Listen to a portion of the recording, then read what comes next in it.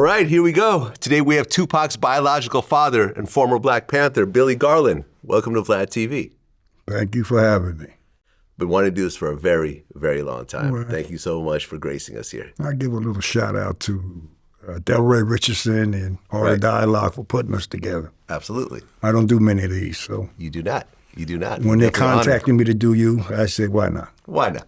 Why not? Okay, so I want to start in the very beginning. So where did you grow up?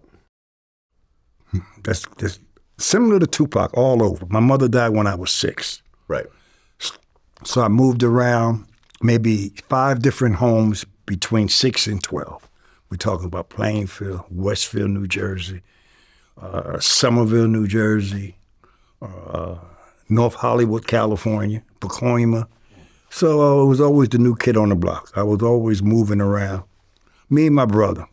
It was 6 of us, but when, in fact, my mother died, me and Brock were the only ones who got moved around a lot by circumstances. That's all they are, circumstances.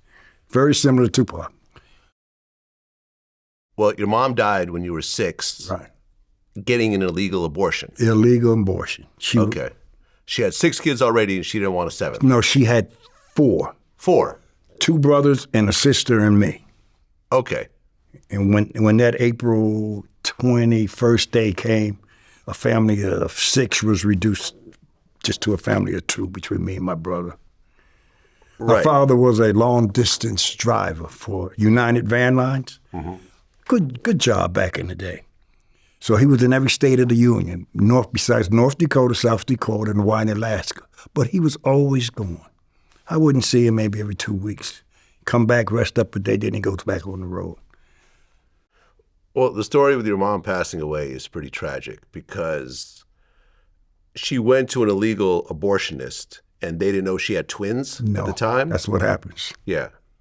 That's what happened. So as they were essentially trying to get one of the fetuses out, the other one punctured and then it caused a chain reaction. Yeah, and I sat there and watched her bleed to death. Right. And I guess she didn't want to go to the hospital because she didn't want to get the woman who was doing the abortion in trouble? The midwife, exactly. The midwife. She held it, which makes me pretty upset that she wouldn't go to the hospital. And I wish, as a 6-year-old, I had the common sense to dial 911. What, you actually saw this? I would see every day. Oh. In the bed, paler and paler. And the final thing is when she died, I saw him take the mattress out. The mattress was totally red from the blood she had lost. So you could blame the aunts and the grandmother for not making her go to the hospital, but I'm a 6-year-old. What do I know? Yeah. I mean, you fast forward to 2024, and Roe versus Wade is now illegal on a federal level. Right. On a state level, it is, legal in some places. In some places, it's not illegal. Exactly. So situations like what happened to your mother are happening all over the country. And will continue to happen. Yeah. We've already had a couple women, unfortunately, bleed out in parking lots in the emergency room because the doctors and emergency personnel refused to treat them. Yeah. They didn't want to lose their license. It's against the law. Texas, places like that. Yeah, man, it's horrible. I've always been pro-choice, and I've always been shocked when I heard that they're actually repealing this on a national level. It's crazy. Okay, so you don't have your mother, and your dad is not really around. So you're living with relatives pretty much? First, we started with the neighbor for a year. It was nice of her to take me and Brock in. My aunt, who lived in North Hollywood, California, took my younger brother and sister. So we pretty much didn't live together. It was just me and Brock. Okay. But at one point, you actually stabilize a little bit, and you go to high school, and you start getting good at basketball. Yeah, it was Somerville High. Yeah. Right. One place I stayed the longest, 6 years, in terms of junior high and in the high school. Right. So you actually get good at basketball, and then you go to college. Yes. Which college? It was Somerset Community College. It was local. Okay. That's a story there, I can tell you. But the backdrop while you're in high school is fairly chaotic in America because in 1965, Malcolm X gets killed. Yes. Did that really affect you? Yeah, it made me see right from wrong.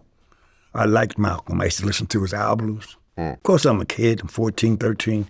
But I knew right from wrong. 2 years prior, they killed Kennedy. Yeah. That wasn't right. Then they killed the brother in Africa, who was the legally elected president, and CIA killed him. So right after that, King, then Robertson. I'm seeing a consistent thing of quieting the voices of people who speak up for other people. Right. So by 1968, I guess you're in college at the time, you're 19 years old. That's when you start actually seeing the Black Panthers? I went a year, and then I got really disenchanted with some of the things that were going on in the country. That's at the time we had the peace movement against the war, and basketball seemed so secondary to me. Even though my first game in college, I scored 50 points. 50 points. You know, and people looked at me as a pro. I could have went pro. But at that time, I figured my life was going to be dedicated to the struggles of my people, and I joined the Black Panther Party.